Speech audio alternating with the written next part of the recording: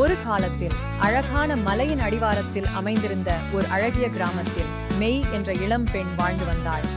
அவளது குடும்பம் மிகவும் ஏழையாக இருந்த போதிலும் அவள் மகிழ்ச்சியான பெண்ணாக இருந்தாள். மேகு தீராத ஆர்வமும் கனவுகள் நிறைந்த இதயமும் இருந்தது. ஒவ்வொரு நாளும் அவள் தன் தாய்க்கு உதவ சந்தைக்கு செல்வாள். ஒரு வெயில் நிறைந்த மதியம் சந்தையிலிருந்து வீடு திரும்பும் வளைந்த பாதையில் நடக்கும்போது மெய் ஏதோ வித்தியாசமான ஒன்றை கண்டாள். அது காட்டு மலர்களுக்கு இடையே பகுதியாக மறைந்திருந்தது. ஒரு புல்லாங்குழல். அதன் வடிவமைப்பு சிக்கலானதாக இருந்தது. சூரிய ஒளியில் மின்னும் மெல்லிய செதுகல்களுடன். மெய்யின் கண்கள் ஆச்சரியத்தால் விரிந்தன. இது மந்திரமாக இருக்குமா? அவள் யோசித்தாள். தயக்கமின்றி மெய் புல்லாங்குழலை வீட்டிற்கு எடுத்துச் சென்றாள்.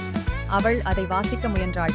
ஆனால் அது வித்தியாசமான அசௌகரியமான குறிப்புகளை மட்டுமே உருவாக்கியது. தடுமாறாமல் மெய் தனது வீட்டிற்கு அருகில் உள்ள பழைய சாகுரா மரத்தின் பரந்த கிளைகளின் கீழ் பயிற்சி செய்ய முடிவு செய்தாள். நாளுக்கு நாள் மெய் மரத்தடியில் அவள் புல்லாங்குழல் வாசித்து அதன் அழகுக்கேற்ற இசையை உருவாக்க முயல்வாள். அவள் தொடர்ந்து வித்தியாசமான ஒலிகளை கேட்டாலும் அவள் உருவாக்குவேன் என்று கற்பனை செய்த இசை அவளுக்கு ஊக்கமளித்ததால் அவள் விடாமுயற்சியுடன் பயிற்சி செய்தாள். பின்னர் ஒரு பனிமூட்ட காலை மெய் தொடங்க இருந்தபோது அவள் ஒரு மென்மையான இனிமையான குரலை கேட்டாள். நீ அவ்வளவு அர்ப்பணிப்புடன் விளையாடுகிறாய்.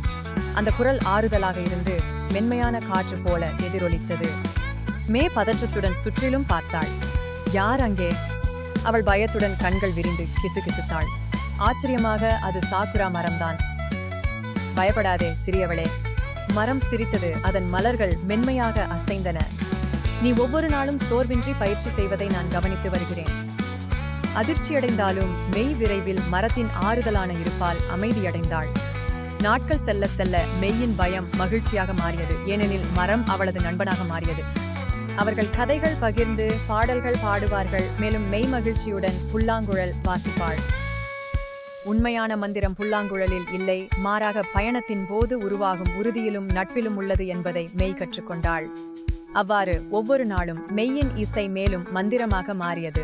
அவளுக்கு மட்டுமல்ல, முழு கிராமத்திற்கும் மகிழ்ச்சியை கொண்டு வந்தது. ஒரு காலத்தில் மிகவும் ஏழையாக இருந்த இந்த சிறுமி இனிமையான இசையாலும் இயற்கையின் அதிசயங்களாலும் செல்வந்தராக மாறினாள். இவை அனைத்தும் அவளது விடாமுயற்சியாலும் மந்திரமான பேசும் சாக்குரா மரத்தாலும் சாத்தியமானது.